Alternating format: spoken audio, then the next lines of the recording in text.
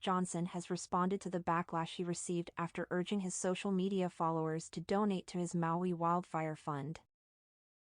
Johnson acknowledged the criticism and admitted that he could have handled the situation better.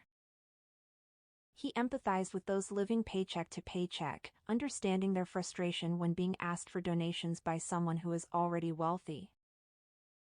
Johnson assured his fans that their opinions mattered to him and that he has learned from the experience.